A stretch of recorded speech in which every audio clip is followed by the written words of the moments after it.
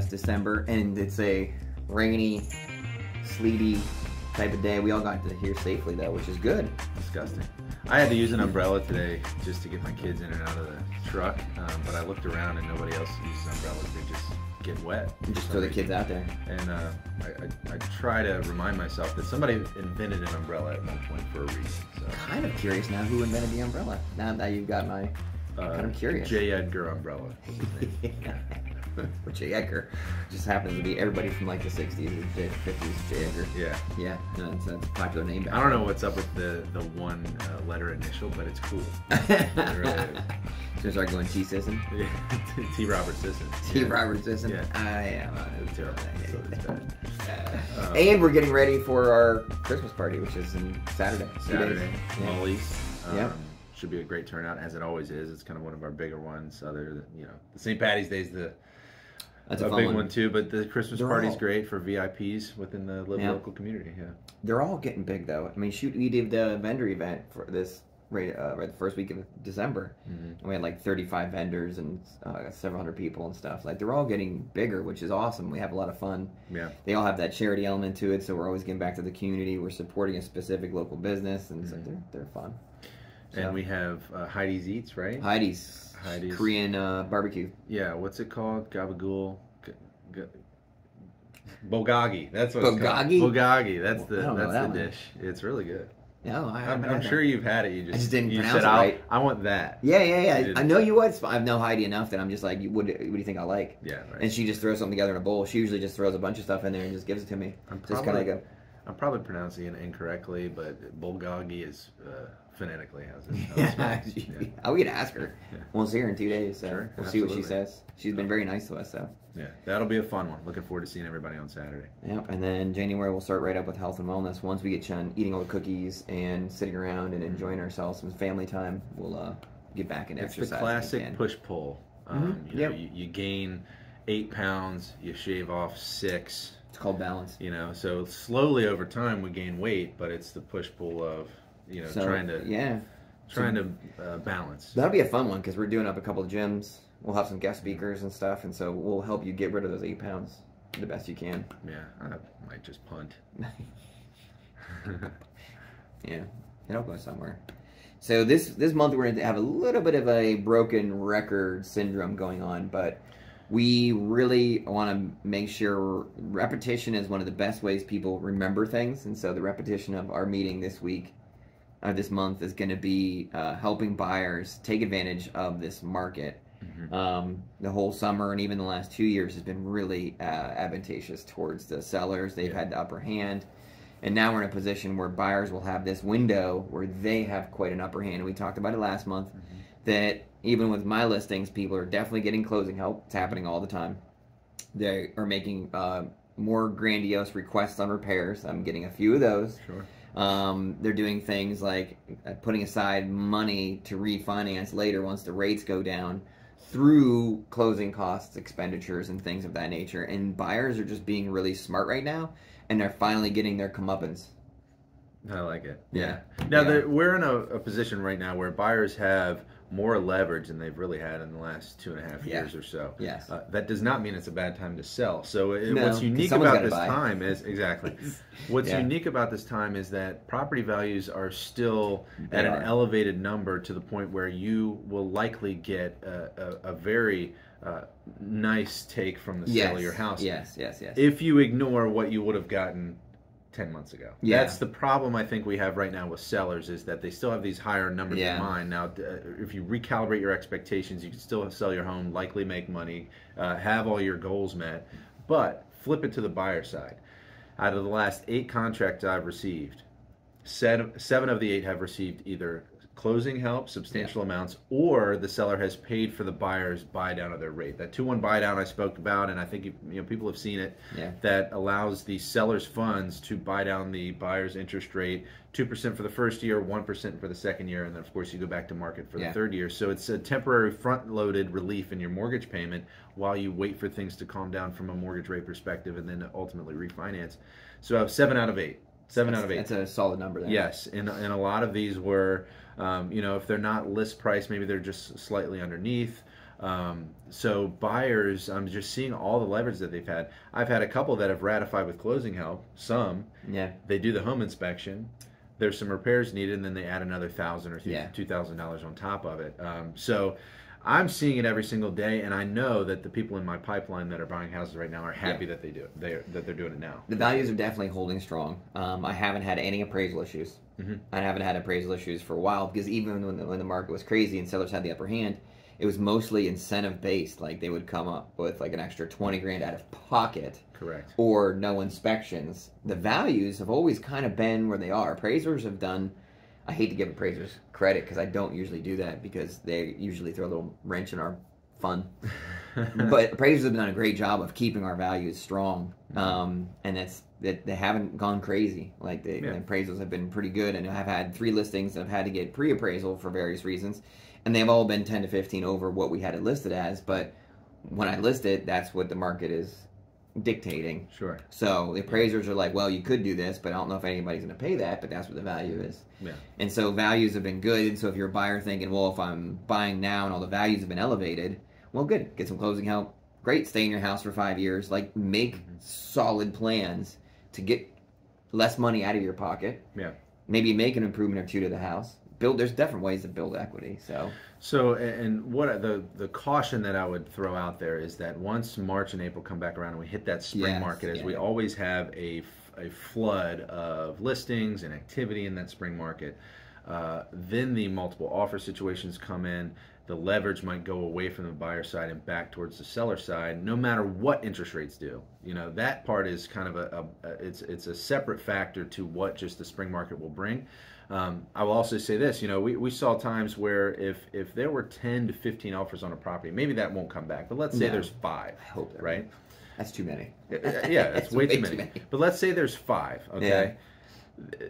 There's still that factor of, okay, we obviously want to go for the highest price. We want to go for the person who's going to go with the highest cash above appraised value, because then the seller doesn't have any concerns. But then also, the person that's doing a conventional loan with 20% down or has more money to put towards the transaction is probably going to win it. So if you're a buyer right now that is a USDA financing borrower, or somebody that's doing Maryland Mortgage Program or VA even, you know, that's another reason to buy now, because you don't have the financing piece that is going to have somebody that's using, you know, a conventional 20% down loan to try to beat you out, because the seller doesn't want to have to worry about the financing side of it. So again, buyer leverage, types of programs, seller help, all of it kind of lends itself to the fact that you have this window of 60 days before the spring market might kick in. And even in the spring, I mean, 5, 6 offers, and the house still has to be immaculate. If the house needs a little bit of work, needs a little bit of love, you're still going to see a nice balance, I think, when you're hopefully get into the 5s, 5.5% interest rates. A nice balanced market where we're getting a little bit of closing help, and there's some negotiation going back and forth. Realtors will have another role in this situation, whereas before, like, as you're putting the sign in the ground, you have like 10 offers. Like, realtors didn't have to do as much as we usually have to do. I think that's all going to change. The negotiations are going to have to start taking place again. We're going to have to like start marketing ourselves a little bit more. And so be sure that when you do choose someone, you have an experienced lender who's going to get you the best kind of loan to get your offer chosen, and a realtor who's been there and has negotiated and knows all the other listing agents. That is so big. Yeah, the experience is key, especially right now. You know, pricing homes and being aggressive or being realistic. Those are the types of conversations you need to have with your realtor. What are your goals here? But from the lending side, I would just say, as a recency effect, last night I ran 6 scenarios for somebody as they're trying to make an offer. They're trying to figure out how much they want to put down, if they want to do a 2-1 buy down, if they just want to do a permanent buy down. I ran 6 scenarios last night, sent it off to them. I think it was about 8:30 p.m. right after my kids went to bed, 8:30, 9 o'clock. This morning they had some feedback to it.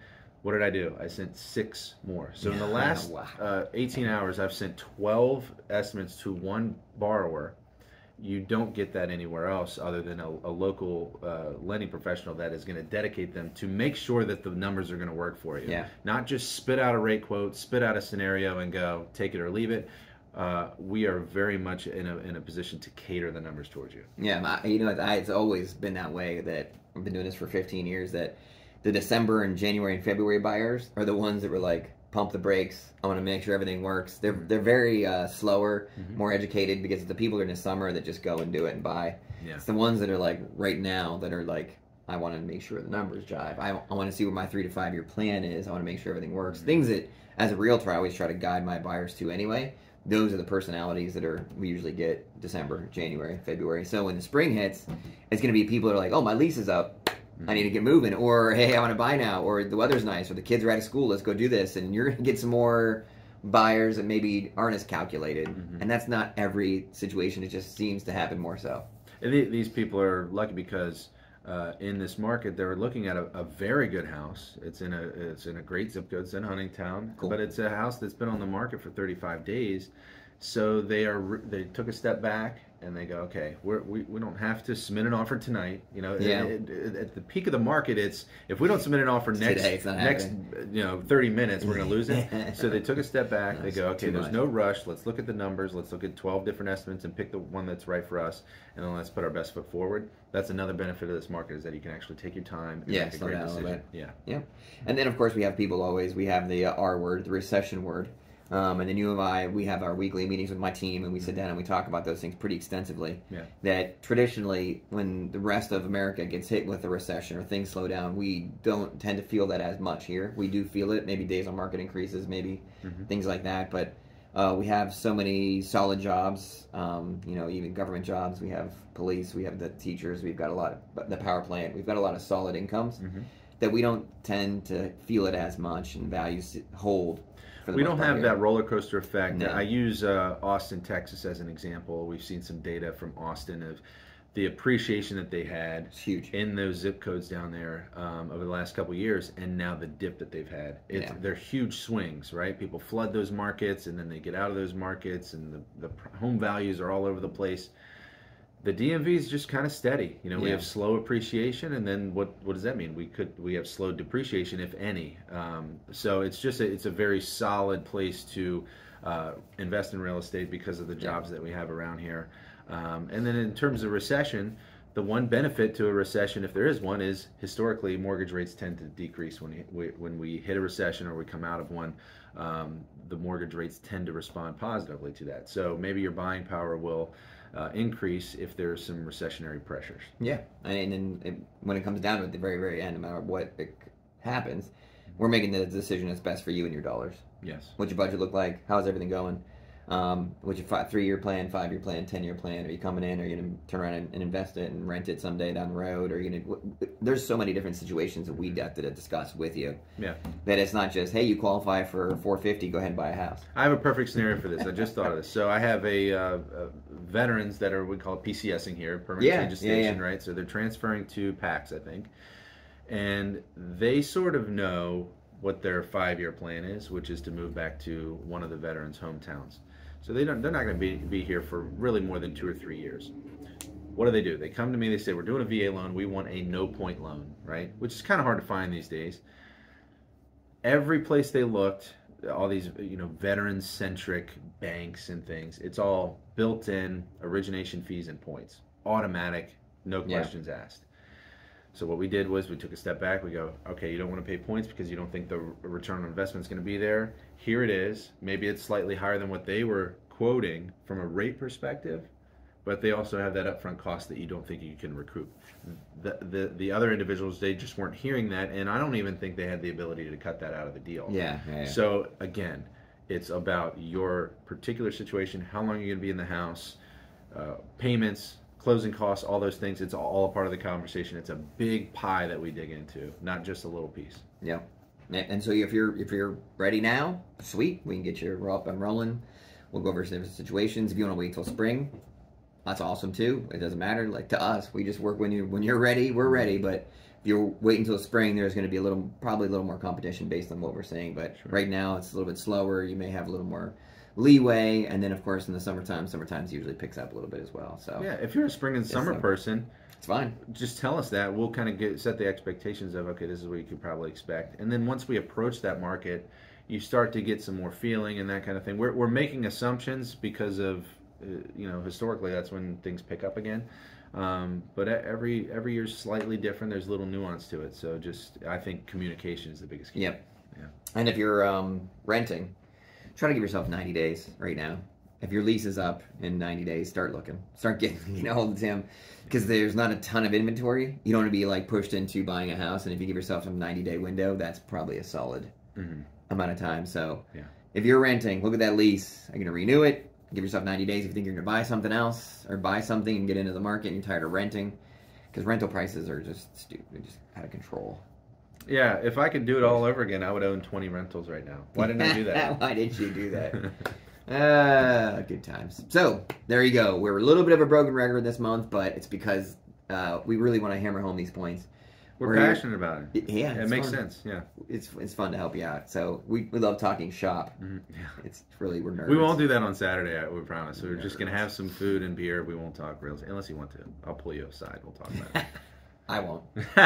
Once that first beer hits my lips, I'm not talking real estate. No. It doesn't go well. He wants to talk Penguins and Steelers and that kind of stuff. Villanova basketball. Yeah, I can do that all day long. But we set up a time to talk later after the party. We got time. That's right. All right, man. You have big Christmas plans ready to go?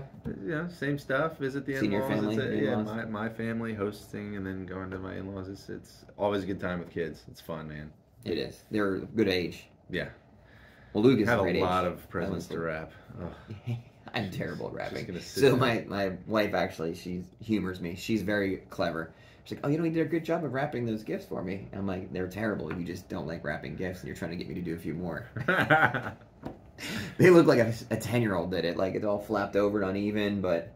Yeah. I mean, you're going to tear it open anyway. What's the difference? See, I did my best. When I have a task like that, it's, okay, put a Christmas movie on, have the tree on, maybe get a glass of bourbon or a coffee drink or something like that. Yeah. My wife will just sit on the floor with the TV off and just wrap presents. And, just focus. focus. I'm like, I need some sort of distraction to make me realize how tedious this is. We, for our anniversary, my wife bought a record player. So we got a record player in the living room now. We got these old Bing Crosby records and stuff for Christmas and threw them on there, and that's perfect. The next video we do, we're going to talk about how a record player works because I still don't know how it works. I can do that. Is that my homework assignment? This little needle makes that beautiful. So my grandmother's farm, she just recently passed. She had one of the old big ones, one of these... with the big megaphone. Yeah. Those are... I can't remember the name of it all of a sudden. And we looked them up, how much they are, and they're like couple grand for one of these things, and she just had it sitting in her like bedroom and just never turned it on or anything. And had like not a record, but it was like a plate with like little dots on it, and it would go around and play like crazy. We'll educate. We'll start next month off with the vinyl record. I'm pretty sure that was created by J. Edgar, record player. J. Edgar is a really popular guy. He's really cool. We'll see everybody next month, January 15th. Thank you for joining us again. Yeah. If you're not a VIP, become one. Yeah. That's just start coming to fun stuff. Like, we're fun. We do fun things. And it's usually involving beer or wine or something. Yeah. Not that it has to, but... I'm going to have a beer and a bulgogi. And then we're going to ask Heidi if that's really how you pronounce it. Yeah. So. We'll see. All right, awesome. Thank you for your time again this month. Anytime. Everybody have a wonderful holiday. No matter how you celebrate it, take some time to reflect on how another wonderful year we've all had, and everybody is getting safer and healthier throughout these years, which is nice to also have that trend going that direction. Always, yeah. So, family first, in my opinion. It's the best. It's awesome. Anyway, thank you very much. Happy holidays. See you in 23.